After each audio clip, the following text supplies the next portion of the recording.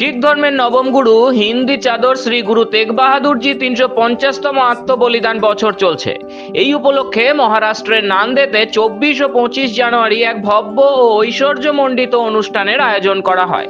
এই অনুষ্ঠানে নান্দেতে প্রায় 10 লক্ষ মানুষ উপস্থিত হন। ঐতিহাসিক এই অনুষ্ঠানে শিখ, সিকলিগর, বাঞ্জারা, লবানা, সিন্ধি, মহোয়াল, বাল্মীকি, ভগৎ নামদেব ও উদাসী এই 9টা সমাজ ও সম্প্রদায়ের মানুষ নান্দেতে একত্রিত হন।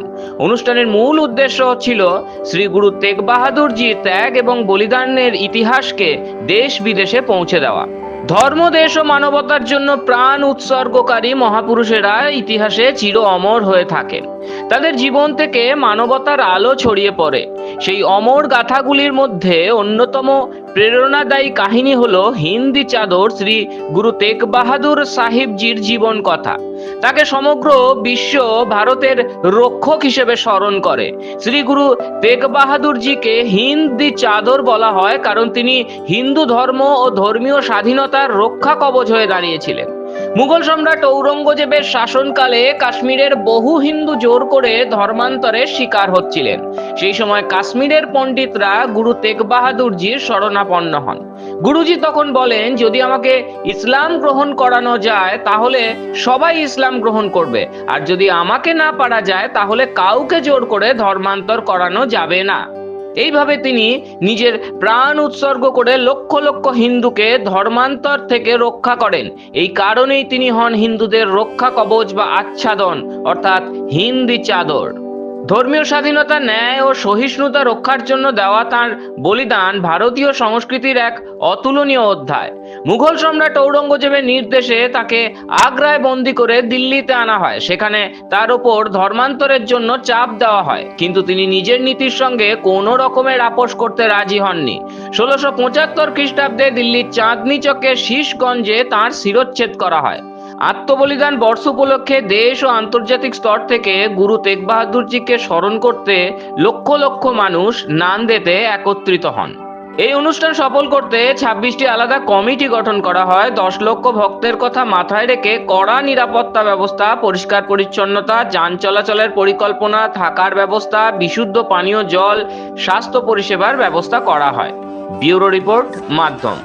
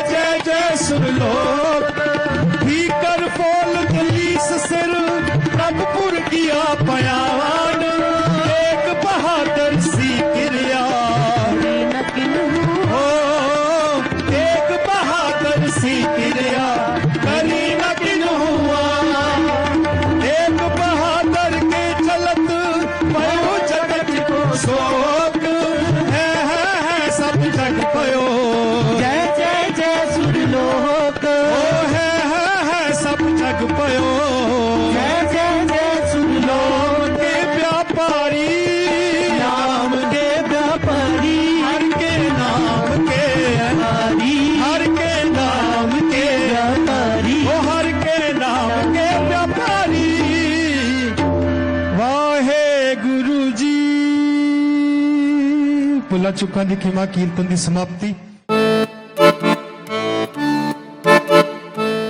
भारत की आत्मा बसती है गांवों में और इन गांवों की शान है हमारा जनजातीय समाज। प्रधानमंत्री श्री नरेंद्र मोदी जी और मुख्यमंत्री श्री मोहन यादव जी के नेतृत्व में मध्य प्रदेश सरकार ने लिया है संकल्प, सबका साथ, सबका विकास और सबका विश्वास।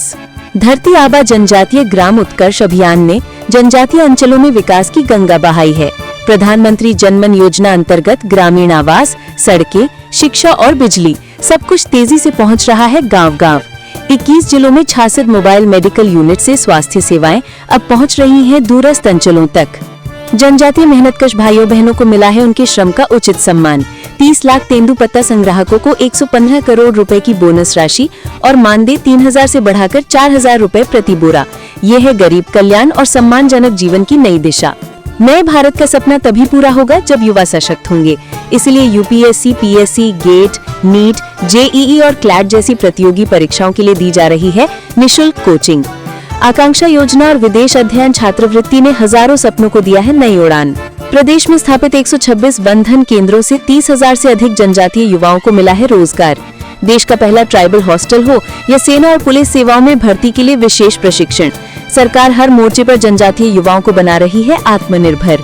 माननीय प्रधानमंत्री नरेंद्र मोदी जी के आदिवासी गौरव के संकल्प और मुख्यमंत्री मोहन यादव जी के अथक प्रयासों से आज मध्य प्रदेश का जनजातीय समाज शिक्षा, स्वास्थ्य, रोजगार और सांस्कृतिक संरक्षण हर क्षेत्र में आगे बढ़ रहा है। मध्य प्रदेश सरकार का विश्वास है, जब जनजातीय समाज आगे बढ़ेगा तभी प्रदेश और देश आत्मनिर्भर भारत के सपने को साकार करेगा। सबके साथ सबका विकास, यही है आत्मनिर्भर मध्य प्रदेश का संकल्प।